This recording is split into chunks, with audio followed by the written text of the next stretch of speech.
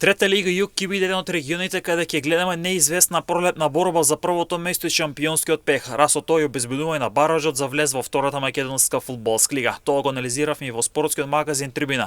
Големо Конји есенски шампион, екипа кој минатата сезона беше есенски шампион, но Борец успеа во пролетниот дел да стане шампион и да се врати во втора лига.